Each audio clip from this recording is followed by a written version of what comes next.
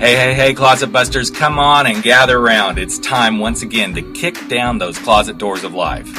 We're here to escape our BS, explore our fears, and elevate our self-expression. I'm your host, Rick Clemens, bold move expert and coming out coach, and I'm going to take you to the party, the pulpit, the wake, and back to the party of living your life uncloseted. So come on, grab hold of yourself and get ready to step out, step up, and step into living your truth as we explore more stories, tips, and tricks for living your life uncloseted. Now let's get to the show. Hey, closet dwellers and bold move makers. It is time once again for Life Uncloseted. I'm your host, Rick Clemens, and you know what? Coming out, well, it's scary. It's electrifying. It's confusing. It can be life-changing, and sometimes you don't even see the stuff that's about to come your way when you come out. And I'm not just talking about coming out sexually. I'm talking about coming out in anything. If you come out of a corporate job and you move on to entrepreneurship, if you come out and say, okay, I'm done being heavy, fat, whatever we want to use those terms, and I'm going to lose some weight. So many of these things, you don't realize the impact it's going to have in other areas of your life. And because we take these stands and we say, this no longer fits for me, I'd rather do this than die, then you suddenly go, oh, wow, there's lots of interesting things starting to happen. And I was reminded of this a few weeks ago when I'm going to say a friend of mine, even though it's the first time we've actually even connected with him being on the show today, we have followed each other on Instagram and other places. He posted an article about 800 days, and it tweaked my curiosity. And then once I got into the article, I'm like, yeah, he and I need to finally do this and have this conversation and meet. Because he shared this article about his own coming out, but with lots of other tentacles into the story. His name is Michael J. Barber. He is a pretty awesome guy. He's a fellow speaker. He's senior VP of a very creative agency, which I'll let him talk a little bit about Godfrey and stuff like that. But I thought this guy would be really great to be another example of what it truly means to come out, live your life on your terms, and live your life uncloseted. So I'm going to shut up and say, welcome to the show, Michael. Glad to finally have you here and talking and meeting, all that good stuff, man. Thanks, Rick. It's a pleasure to be here. I've been following you since I found out about the podcast a few months ago, and I'm really excited to have a chat with you today. Well, that's awesome, man. And I know we kind of walk in a lot of similar circles. You do some marketing stuff. I used to be a marketing branding guy. So quite honestly, listeners, he and I could go probably 100 different directions today, and we may do that. So just stick with us because there's a point to everything we're going to probably discover here. But let's talk about that 800-day story that you wrote, because that's really the thing that piqued the interest. What was the impetus behind that, man? Sure. So I wrote this post called 800 Days of Being Me, and 800 Days of Happiness, I should say. And the impetus was I wanted to share not necessarily what my coming out journey was and the story of me coming out, because I think that's a very personal story that happens between two people, but what coming out did for me and how the last 800 days of my life have been vastly different and vastly more improved and vastly more challenging because of coming out, and try and coalesce that around a couple core areas that I thought have been really impactful for me since coming out. And I think most of us, when we start this journey, we are so wrapped up in the coming out piece, we don't really realize what it's really going to do for us. We kind of think what we know it's going to do. We anticipate. A lot of times that anticipation is around the negative stuff, but there's pieces of this that most people don't even see coming, because this thing is actually going to give us new insights to self, new insights to being in the world, how we're going to play the games, how we're going to be ourselves at even a deeper level that has absolutely nothing to do with our sexuality, but that platform is kind of what gives us that ability to go, I didn't see that part of myself showing up. And I'm curious, it seems that that's a lot of what you started to see when you wrote this article, is all this other stuff. Yeah, I think when you come out, you're so afraid of just the day one consequences. Yep. And the day one, not necessarily consequences, but the toughness of just saying the words, I am gay, to anyone that means anything to you or a complete stranger. That it's hard to look past that day one and know that there is day two and day three. And then when I got to a day 800, and understand all of the goodness that's going to come out of that. And sure, there's going to be any number of trials and tribulations, but you don't get to think about a lot of the goodness that comes out of that step, 6 months down the line, a year down the line, 2 years down the line, a decade down the line, because you're so focused on the coming out portion of the conversation. And it's just it was refreshing for me. And I think it's refreshing for anyone, to take a step back and go, man, day 1 was really hard, and day 2 was hard, and day 3 and day 4, and even day 800 in my case is hard. But look at all these things that I've been able to experience because I finally said, this is who I am and this is what I want. Mm-hmm. I think that's a compelling argument right there, is look at all these things, because we're looking in the funnel of, oh, this is what's happening right now. But look at all these other things that start to happen. And one of the things I have found most interesting, and people have heard me talk about this on the podcast numerous times, is when someone comes out, we are in the trenches. It's about the whole sexuality coming out, depending on the different situations. It could be you're single, it could be married, have kids, all these different things. And then suddenly, at some point down the road, and one of the most compelling lines in your article that grabbed me right out the gate was, the day that I walked off the stage as a speaker as a gay man. That's like, oh, this is something here that I didn't really think about, It's these things that, even though that had probably nothing to do with your sexuality, it was something there that compelled you to write that line. And I'm curious, what was that feeling? Because you saw yourself in that moment as somebody different. Yeah. So my speaking coaches and people that I've gotten to know in the business have often said that when you're on stage, your role is not to be someone else. Mm-hmm. Your role is to simply amplify who you already are. And I think when I was on stage as someone who hadn't figured out who he was, and then for a while, very definitely in the closet, when I was able to be on stage as me, 100% authentically who I am, and had gone down this path of telling my parents, my family, my friends, my colleagues that I was gay, I could step on that stage and really be me. There was a layer of protection that was always happening on stage to, do I say certain words? Do I act a certain way? Because would I be perceived differently? And stepping onto the stage as who I was and getting off that stage was a realization of true authenticity of the product that I was bringing to the stage. The person that was standing there was me through and through. And I had never had that feeling before. And the thing that made me think about it, and I don't know if you get this as a speaker, but there's always some level of nerves. No matter if you do this day 1 and you're shaking in your boots, or you've been on 1,000 stages, there's always something that you get nervous about. For me, I'm going to get real here. I had this incessant need to go to the bathroom every time I got on stage. That was my nervous tick. And for some people, it is that.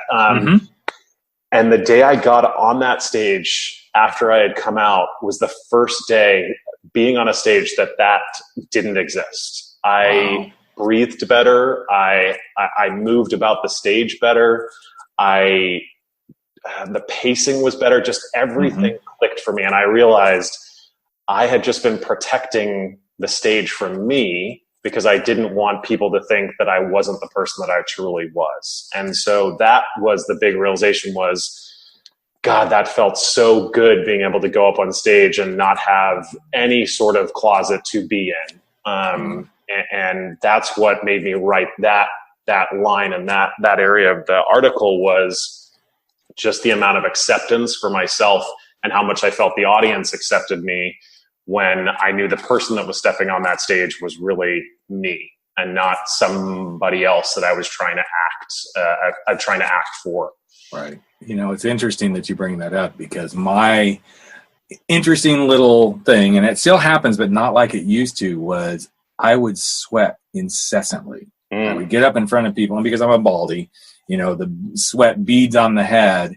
And even as I was going, and the first time I really realized this was when I was going through my coaching certification, and my coach trainer, he said, maybe you should get some coaching around that sweating. I'm like, what the fuck are you talking about? Someone's going to coach me about this sweating thing? And then mutual acquaintance Michael Port, he actually said something very similar to me. He goes, you might want to talk to a couple of people about this thing.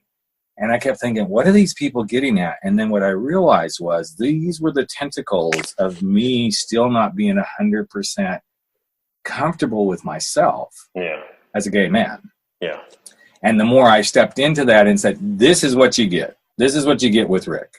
You get raw, you get real, you may get an F-bomb every once in a while. You may get something that shocks you, like there's one line in one of my speeches when I talk about being with the pastor in his office talking about being gay, and I couldn't focus on it because he was just really hot, so all I could do was focus on how hot the pastor was. Yeah. Those moments are the real Rick.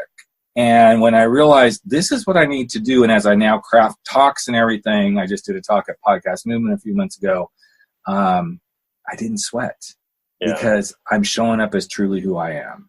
Yeah. I'm not trying to pretend to be something I'm not. I am, okay, this is me. And as a speaker, I think that's what the audience is looking for. They want you to be real so that they can connect with you. Yep. And that's the difference. And if you're not connected to yourself, you can't do that with them. No, you can't show up. If you're trying to protect the audience from not knowing who you are, you are never going to connect with that audience. And I think more than ever, I've been able to, as a speaker who used to sit in the back and watch speakers and always wonder, like, what am I not bringing to the stage that I see from some of these speakers? I've realized how much more it was just not bringing me to the stage that was making them not necessarily a better speaker, but certainly a speaker that resonated better with an audience. But don't you think, Michael, too, the piece of that is when we resonate with ourselves, it's so much easier to resonate with anybody. It doesn't have to be a big audience, of 200, 2,000, whatever it is. It's when you are fully aligned with yourself, it actually is pretty easy. It's pretty easy to do this with anybody. I can meet honestly, people listening to this is the first time Michael and I are meeting. And we're very comfortable with this because I think we're both like performers, quote unquote. And we're comfortable in who we are. We're comfortable in the work we do. We're comfortable in what it is that we were brought to the world to do. Yes, every day is a challenge in that, of course. But when you start to be really comfortable in you can be comfortable with anybody. You become so much more comfortable in, ambiguity, which inherently is what happens when you're meeting someone or you're getting on a stage, whether it's 10 people, one person that you're in front of, or 1,000 or 10,000. There's so much ambiguity that goes into any social setting. A meeting that you come into, a concepting session, a pitch for a client. When you know who you are, I think you can take away all of the concerns you have about that ambiguity. That ambiguity goes to, is the work good enough? Is the design of my slides good enough? Is the work that we bring to the table good enough? That ambiguity still lies there, but the ambiguity of showing up and saying, this is who I am, and presenting it from your true authentic self goes away almost instantaneously. I think one of the most compelling things that ever got me to that space was I was presenting, this was years ago, and I was at a college, and I was just speaking in a sexuality class. So no big stage, but there was probably 150 kids in the room. And I kind of walked in and I'm like, I am so tired of telling the same stuff, And I was really uptight about it. And I thought, something's got to give this time. And I thought, okay, fine, something's going to give. I don't know what it's going to be. And in the midst of that talk, I felt this thing take over. And it's like, this is one more layer that's about to drop. And I went into my story about what I call sexual awakening. Not so much sexual abuse, that's where it would fall under, but sexual awakening by someone in the family that didn't really need to do that to me. But it was also the moment that I really was like, oh, okay, now I understand why I have certain feelings that I have. And it was almost like that weird space of that, okay, who is Rick? Oh, here's another layer of him. Yeah. And that freed me so much, because then every time I went and talked, that became kind of a piece of it that I could talk through that was very simple. It was very easy to come into that very scary taboo space that it does make a lot of people uncomfortable when I go there. But the whole point of it is there's nothing to hide here. I'm being raw, I'm being real. And I didn't need slides. And actually it was kind of funny because that time we had some slides and the projector didn't work. And I think that was probably the destiny right there, was projector wasn't working. The slides weren't going to come up, and I'm just going to have to go. And I think this is the thing that most of us discover is we learn as we come through the closet doors, we know how to just go. Well, that means we're going to go before we get on the stage and go to the bathroom, but we go in the moment. Yes. Because we're not afraid to be in the moment, so to speak. Yeah. It's such a true observation of this idea of being in the moment. You're able to just listen, absorb, and be a part of what's happening around you when you don't have to worry so much about what the surroundings are looking at you like. And that's a tough realization to understand, that when you show up as you, there's less judgment than you showing up as someone else. And maybe that's something that we all should realize at a much younger age. I wish I had. I think most of us wish we had, because even as adults, and I'm sure you can relate to this even now, every once in a while that little tentacle will still show up and go, okay, I'm not showing up as me. Why am I doing this again? Because it's, at least for me, when I don't do that, oh my God, the frustrations start to show up. I feel weird. I kind of get a nauseous feeling. It's like, no, Rick, you need to go back to showing up as you. Can't pretend. This is what you get. This is how you show up. So, so I'm curious, as you took that next step, you're writing this article, and this is one of those stupid interviewer questions, but I think it's kind of poignant at this time. What was it for? What was that article really for? I know my gut feeling of why it was there, but what was it for you?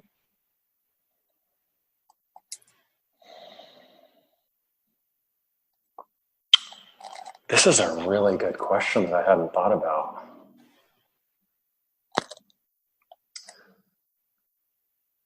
This is when, as an interviewer, okay, you've had your Oprah moment right here. So I'll give you my feedback. As I read the article, I felt something that I had felt for myself, which was, this was for you. This was for you, another layer of you releasing yourself into some truth that's always been there, that needed to be put in a place where you could say, this isn't going anywhere now. This is out there. And this is another truth of myself that I see. That was kind of my interpretation of it.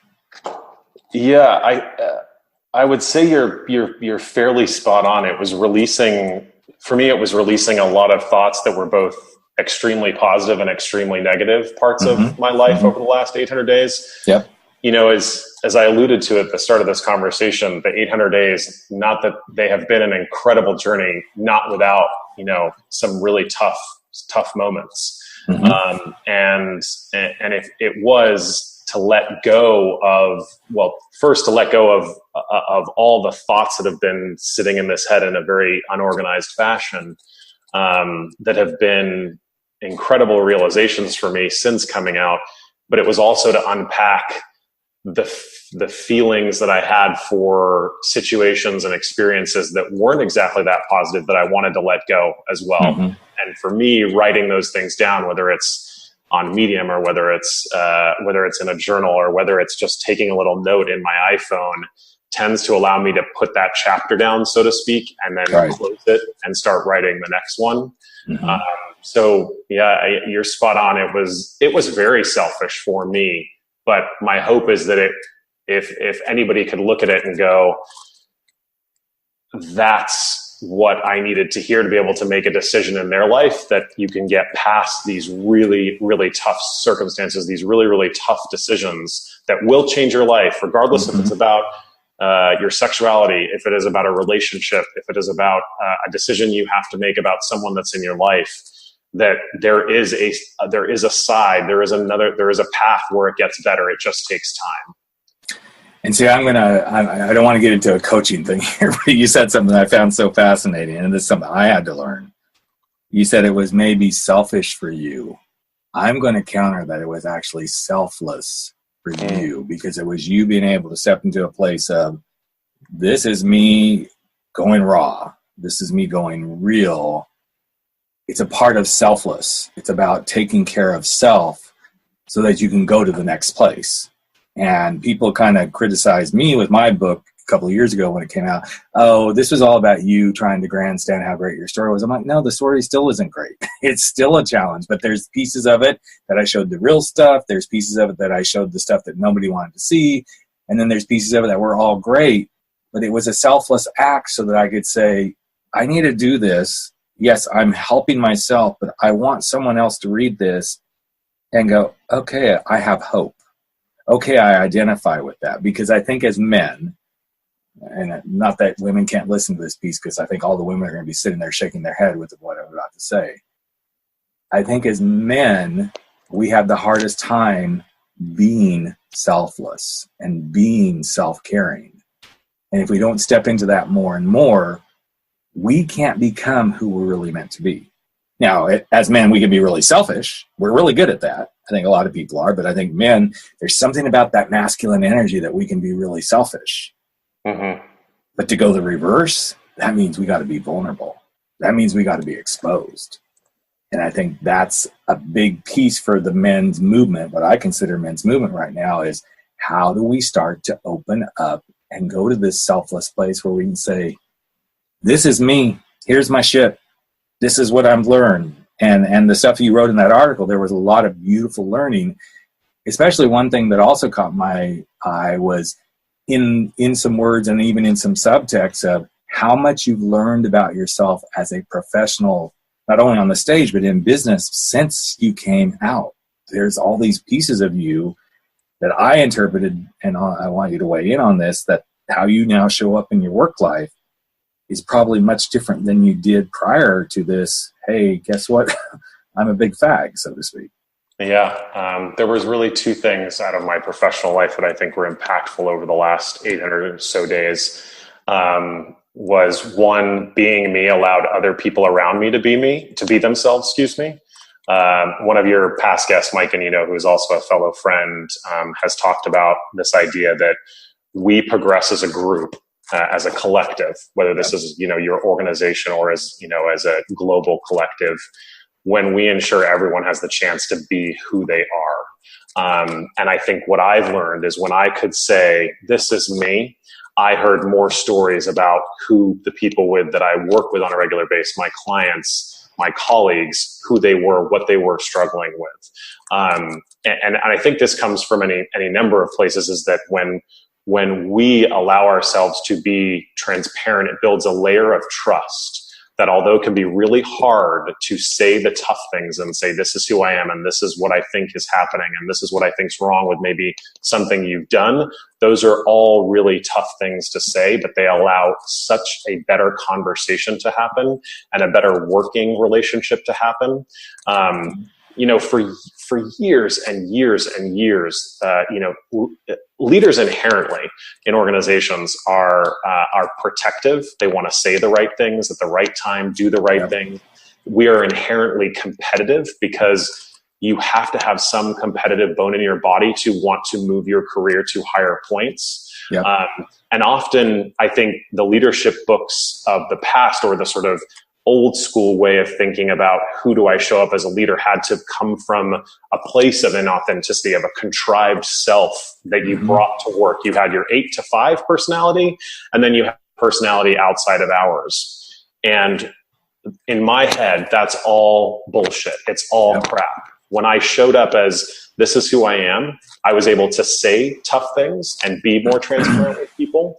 And they in turn return that favor tenfold because I was able to have those honest conversations. And this is where, Mike and I have some very commonalities in the work we do, because I'm starting to talk at organizations about the closet your employees are sitting in is the exact closet that's going to break your company. If they can't bring themselves fully to work and be engaged, because they don't feel like they can say, guess what, I'm gay, or guess what, I'm Christian, or guess what, I really am someone who loves to sleep in till 10, but I'm more productive from noon to 9 or whatever.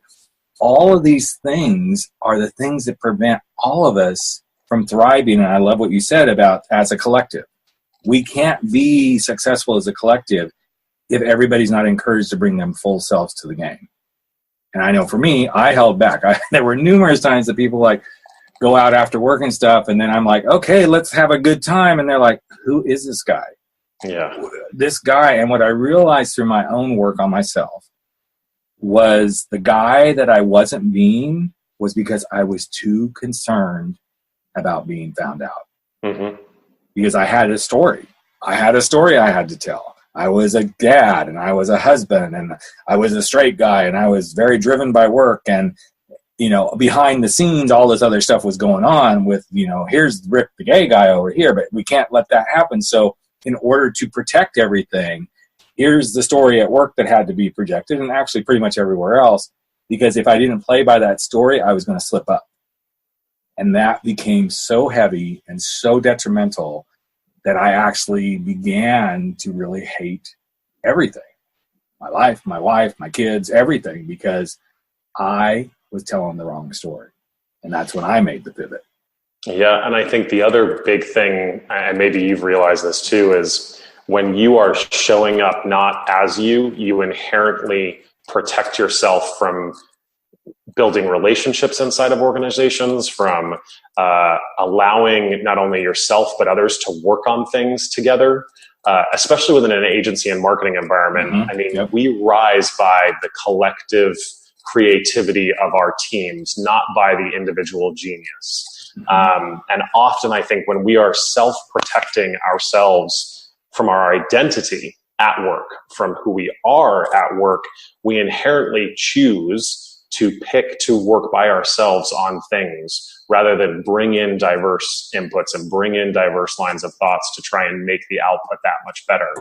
We often also censor ourselves about mm-hmm. insights that may be coming from our strategy teams or insights on human behavior because, well, if I say something that's about this cultural group or this sexuality or this type of relationship, people are going to think I'm critical, or people are going to think, well, how does he know that about this type of group of people? Yep. And if we are able to be honest with ourselves, then there's two things that happen. One, I think we're so much more open to the insights we hear from the clients and the customers we're trying to serve.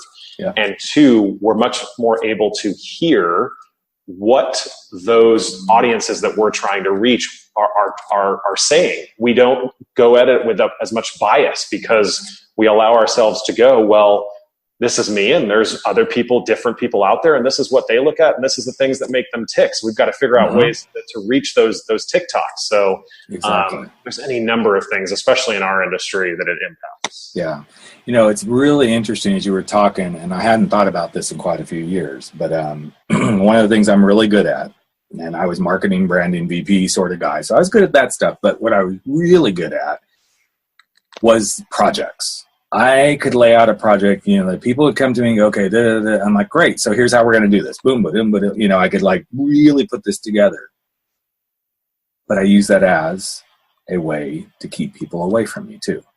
Because then I could dive into the project and like, no, let me handle this. Let me put the plan. Because as long as I was putting the plan together, then I didn't necessarily have to have a lot of huge interaction because I'm kind of project manager guy now. You know, Rick's running the show. Yes, I was interacting with people, but I didn't have to like do a whole lot of customer facing stuff because here, let Rick be the guy behind the scenes that does this. And when I was in the startup world that I was in, one of the projects was implementing a CRM for our company. And it came down to the time for the switchover. Okay, we were moving from whatever we were moving from, similar to Salesforce, to this new big CRM. And it actually meant there was a whole lot of data runs that had to happen in the middle of the night so that by the time everybody came in the next morning, all the stuff would be moved, right? And I said, let me do it. Why? Because if I did this, I didn't actually have to interact. Mm-hmm. And I was then the hero. And the more I could do stuff that made me seem like the hero, subconsciously, I know this now, the more I was the hero, the less likelihood they wouldn't see that I really wasn't the hero because I was hiding. I was hiding so much of my truth.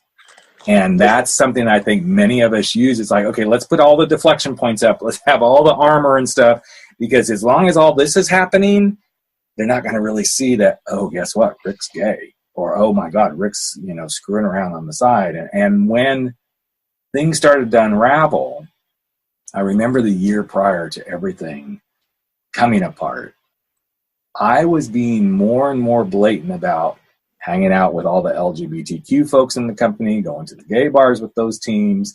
Even though I was the guy that was managing the entire marketing and branding department, I wasn't going out with all the sales guys.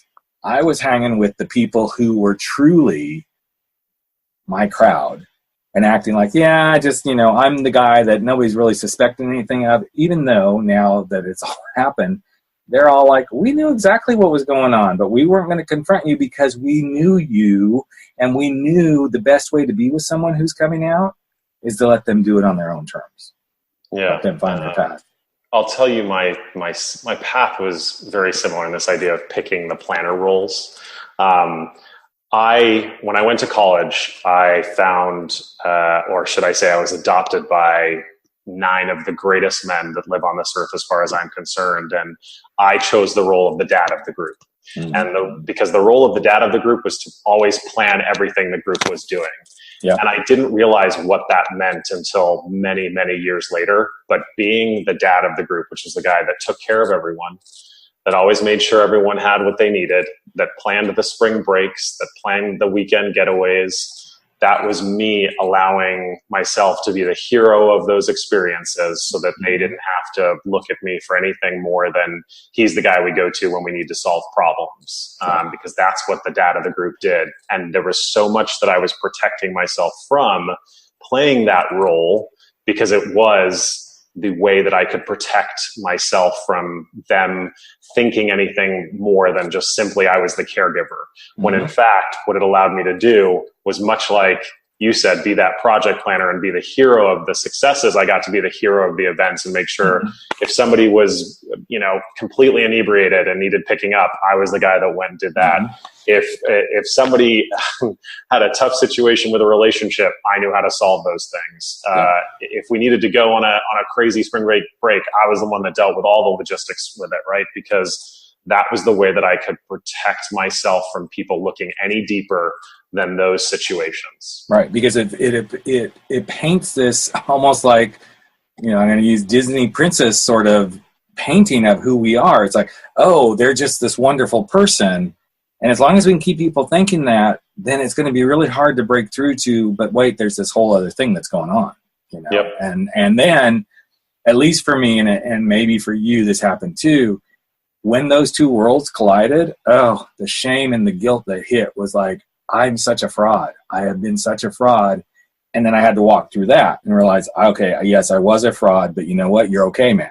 Because now you realize, you see clearly what you did. And there are even days, currently that I can start to see the little fraud. He walks up, he comes to the edge and goes, come on, we can do this. And like, no, I can't do that anymore. I will get close because I can feel it. I can feel that energy because no matter how much work you do, there's little pebbles, like pebbles in the shoe that are going to be there. And if I'm in the right frame of mind, I know that sounds weird, folks, for me to say, right frame of mind, it can creep up. But I'm so much more conscious of it now. It's like, no, you're not doing that again. You're going to be straightforward. You're going to be upright. You're going to be completely transparent and go, nope, I know exactly what I'm doing. And it happened to me this weekend. This exact situation happened to me this weekend. I'm playing this planner role for my group of friends again. Right. And there was this back and forth conversation, and I simply went, you guys let me know when you're ready to make a decision, because I'm not going to play the role of breaking the tie or figuring out these nuances. Right. You tell me and I'll execute. Right. Yeah. I'm not gonna try and play people pleaser here. That's not my role in this conversation. Years ago, I would have just continually tried to fix the situation, and rather I chose to step out and say, nope, this is not my time or place. I'm going to allow you guys to figure this out, and then we will go from there. But this is not my role to fix the situation. Right. And that's a huge step towards self-care and self-awareness that I'm hoping as people are listening to this, think about what he just said, what Michael just said, because this is when you can catch yourself doing this in any kind of, quote, coming out journey. If you're leaving a corporate environment and you know why you always stayed in that, trust us. You have some little imposter that you've always been that's kept you in that role. even though you're supposed to be over here doing this. And that little imposter is going to fight you and fight you and fight you every step of the way as you pursue going to do what you're meant to do. Same thing's going to happen if you're in a relationship that isn't working, but the little imposter is like, but look at me, if I stay in this relationship, and everybody's going to think I'm so good in it. It's all bullshit.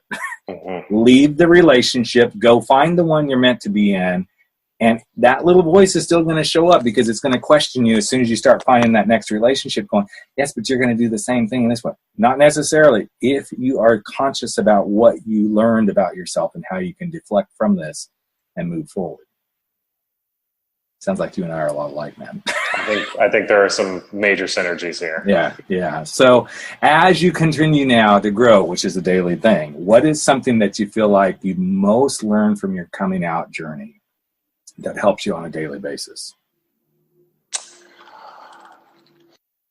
I think as we grow up, we are often taught that we should filter bad news and anything that's really negative in a way that allows people to understand, so that they don't feel like the news is as bad as it really is. Mm-hmm. And I think the thing that I have taken is that there are going to be so many more days in your life where you're going to have to deliver bad news, whether it's about yourself, maybe it's about something you've done, maybe it's about a project or a change you made in your life that didn't actually end up in the place where you want it to be. And whether that's a conversation with yourself or whether that's a conversation with a colleague or someone that reports to you or vice versa, that coming out and having that conversation, regardless, or admitting this is what I need in my life, whether it is this is who I am, or this is what I need, or this is the change that I'm going to make. Those are some of the toughest realizations and conversations we're going to have in our head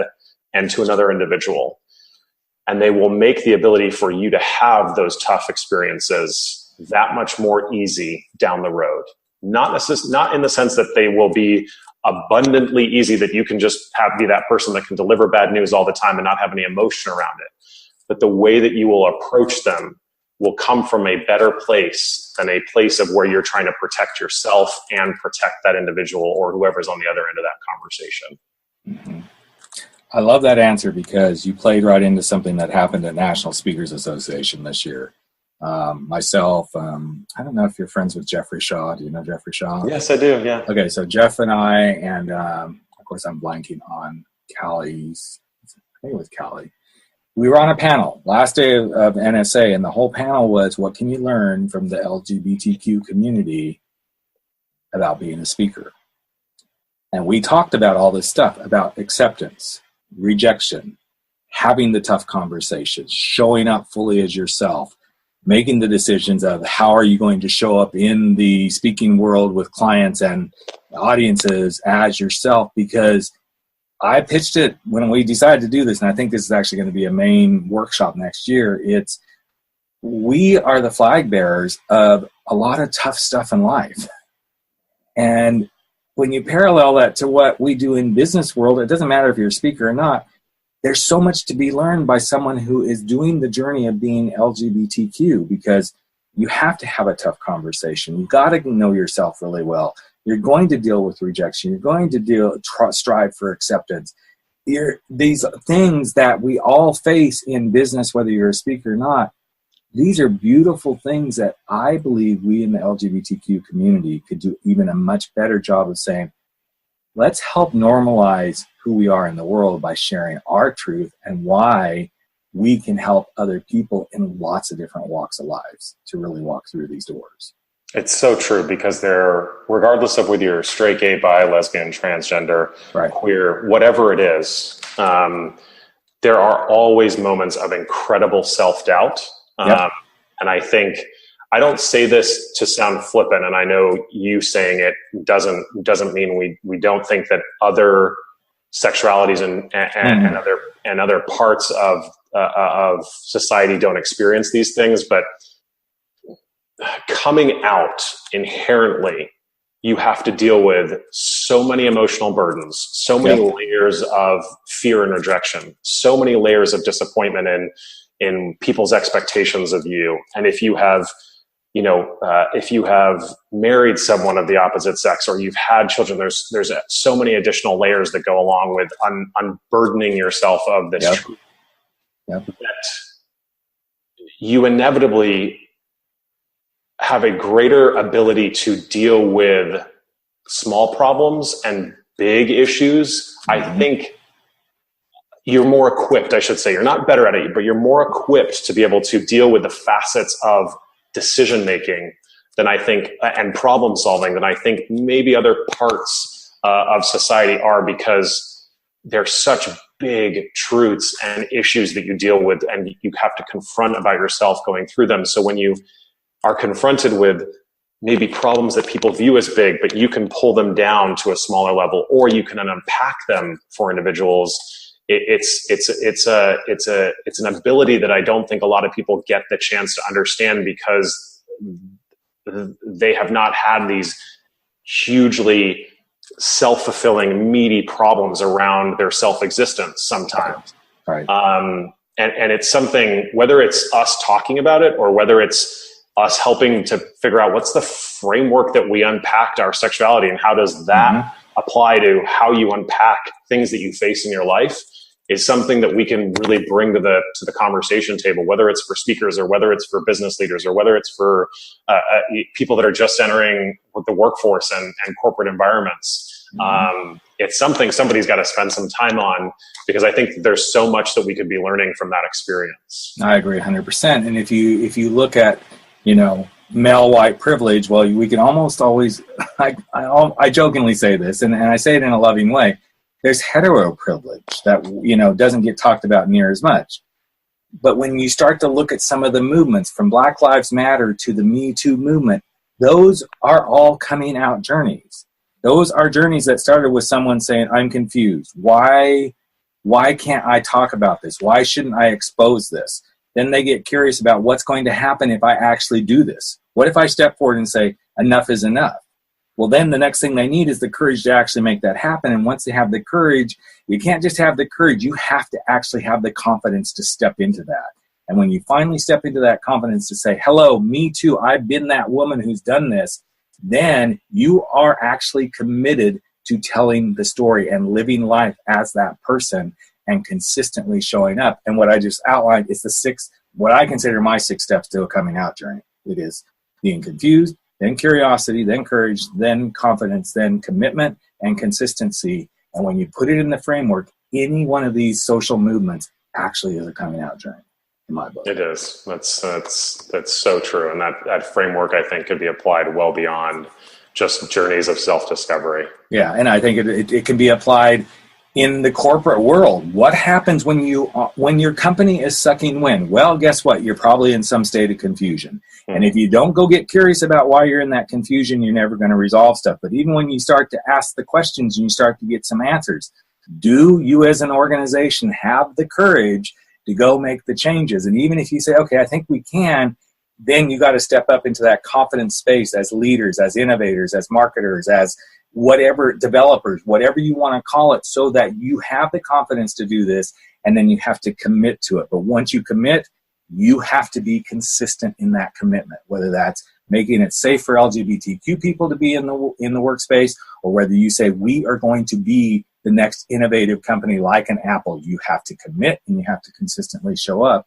And I think this framework is something that really, truly needs to be dropped in many, many organizations, so they can go, wow, we actually are in huge amounts of closets. We don't see these closets, but if we use the framework, where's the marketing department in a closet that if we give them the tools to get out of confusion and step forward into being curious and on up the ladder, I think companies will see a whole new shift in how, as you said so beautifully, as a collective, we can now move forward for the greater the company.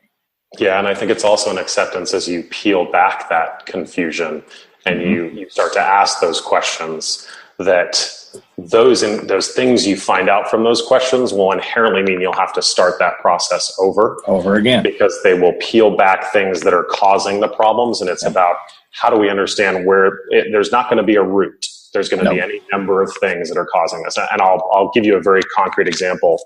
At Godfrey, the organization that I work for, we last year instituted, we wanted to push more transparency at all parts of the organization. What we found is we were not living up to that need for transparency because people were afraid of failure. And when we started to dive into that